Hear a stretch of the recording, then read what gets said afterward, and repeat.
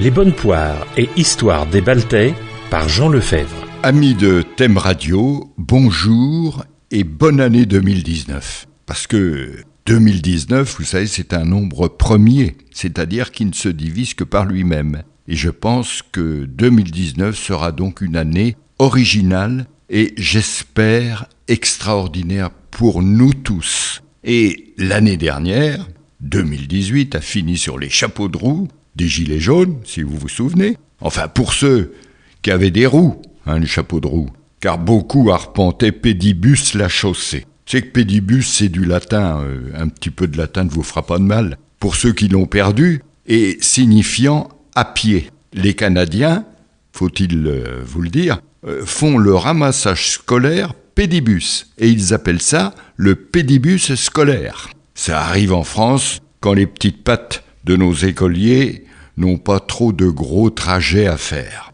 Alors cette année, grande nouveauté, j'abandonne Charles Baltais à son destin pour aborder des figures et des événements plus récents. Ceux qui souhaitent connaître plus précisément l'œuvre de Charles pourront évidemment acheter sa biographie qui est éditée par la Maison du Boulanger et dont le prix de vente est ramené à 15 € chez les libraires les plus consciencieux. On le trouve même ici à Thème Radio, enfin peut-être. Que vais-je vous proposer dans ces semaines qui vont suivre ?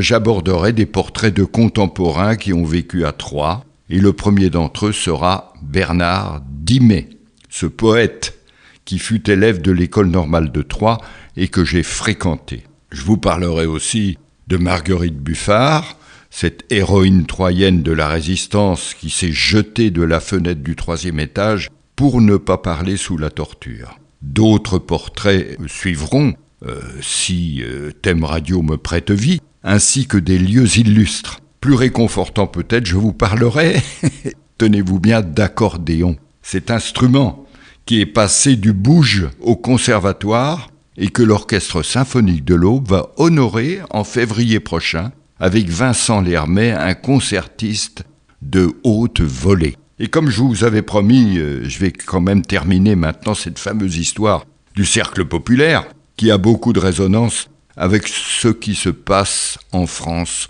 aujourd'hui. Parce qu'il s'agissait, pour les gilets jaunes, entre guillemets, qu'étaient Ernest et Stanislas Baltais, de réclamer des libertés. Allons, on va en finir avec cette histoire. De 1871 à 1875, nos anti-monarchistes et anti-bonapartistes, donc, tentaient de faire entendre des voix républicaines.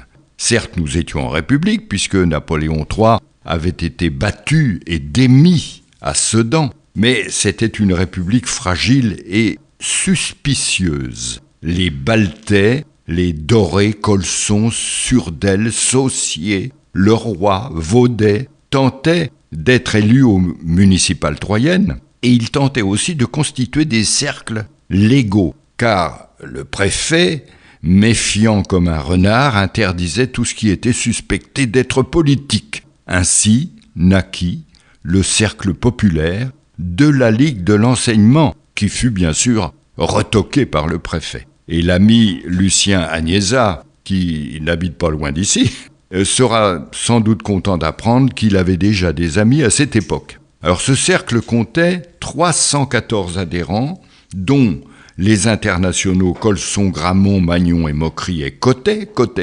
Les internationaux, vous savez, ce sont les fameux Icariens, les chrétiens communistes dont je vous ai parlé. Et ces gens-là avaient créé une université populaire. Et toute discussion politique ou religieuse était, selon les statuts, interdite. Mais le préfet, qui surveillait avec soin les activités du cercle, découvrit en juin 73 que le cercle servait de paravent à une organisation forte de 600 adhérents dont l'activité avait consisté à intervenir dans les élections et à créer le journal L'Avenir républicain et d'une façon générale à travailler, dit-il, à l'établissement dans un avenir plus ou moins éloigné de la République démocratique et sociale. Ça c'est pas très bien. Alors des poursuites furent aussitôt engagées. Un procès se déroula en septembre 1873, au cours duquel furent jugés Stanislas Baltais et son cousin Ernest Baltet et quelques autres. Tous furent condamnés à de lourdes amendes,